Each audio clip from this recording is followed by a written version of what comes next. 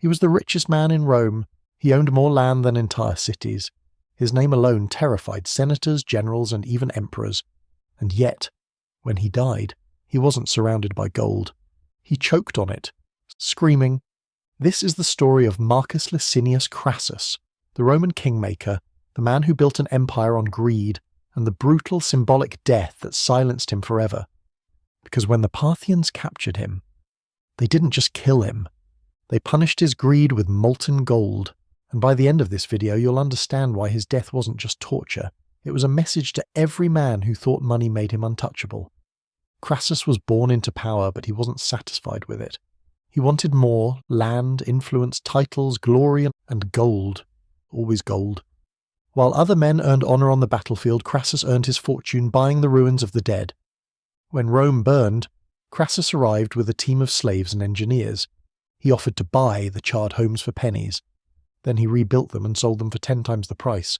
And when entire neighborhoods collapsed, Crassus bought the land and filled it with buildings made by the enslaved men he acquired from the same tragedies. He didn't just profit from death. He thrived on it. Crassus was so rich that even Caesar was in his debt. Literally. He bankrolled Caesar's early political career, paid his debts, bought votes. And Pompey, Crassus hated him. Because Pompey had fame, military victory, public love, Crassus had coin. To fix that, he formed the first triumvirate, a 3-man power structure that ruled Rome from the shadows. Crassus, Pompey, Caesar. But it wasn't enough. Crassus didn't want to be 1/3 of a king. He wanted his own legacy, something bigger than gold. So he looked east. Parthia, a powerful empire stretching across modern-day Iran and Iraq. Wealthy, exotic, and defiant. Rome hadn't conquered it yet. Crassus saw opportunity. Despite warnings from the Senate, despite no military background, Crassus marched into Parthia with over 40,000 men. He wanted his own war, his own victory parade, and a place in history that couldn't be bought, only earned. But the Parthians were waiting. The Battle of Carrhae, 53 BC, open desert, blinding sun, and Crassus, bloated with confidence, wrapped in purple, barking orders at troops who barely respected him. He faced horse archers who struck fast, vanished into the sand, then struck again. Parthian arrows rained from the sky like metal hail. The Romans had no cover, no cavalry support, no water. They were surrounded, stalked, and slaughtered. Crassus tried to retreat. His men died screaming in every direction. His son was killed.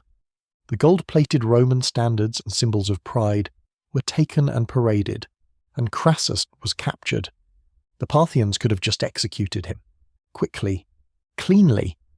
But this wasn't just about war. This was about a message. Marcus Crassus had built his name on wealth. He had hoarded more riches than anyone in Rome. He believed money could buy legacy, buy respect, buy power. So they made sure his death reflected the one thing he loved most: gold. They brought him before the Parthian general, bound, bloodied, defeated, and then they brought the gold, molten, boiling, poured into a hollowed-out bull's horn. Crassus was forced to open his mouth. Some say he was gagged, others say he begged. But the end was the same. They poured molten gold down his throat. The metal seared his tongue, his throat, his stomach. He thrashed, choked, convulsed. Screams were muffled by burning lungs. Skin split at the neck. Steam hissed from his nose. His eyes bulged. And then silence. The body didn't last long. Heat does that. When they were done, they cut off his head, filled it with gold, and sent it back to Roman allies. A final insult. The richest man in Rome ended up a prop on a Parthian stage. But here's the part they don't teach in schools. Crassus was never mourned. He wasn't a beloved general. He didn't have poems written for him. No weeping crowds. No legacy of honor. Because Crassus wasn't killed by enemies. He was killed by his own greed. Every step into Parthia was driven by pride. Every death under his command was because of his ego. He wanted a name that couldn't be erased, and he got one, just not the way he planned. Parthians were known for brutal symbolic punishments, but this wasn't just brutality, it was performance. They understood exactly what Crassus valued, and they turned it into the very thing that destroyed him. They didn't just punish his body, they punished his symbol, And it worked. The story spread across Rome through whispers, letters, camps, taverns. Did you hear? The man who loved gold died drinking it. For years, Rome avoided confronting Parthia again. The trauma of Carrhae, the stolen standards of the gold. Crassus became a warning, not just to Rome, but to history. Because what kills most men is fear. What killed Crassus was want. So when you hear stories about kings and emperors and generals who built empires, ask yourself what they were really chasing: honour, legacy, or just the gleam of power. Marcus Licinius Crassus died trying to fill himself with gold. He ended up hollow, burned, and forgotten by the very empire he tried to rule.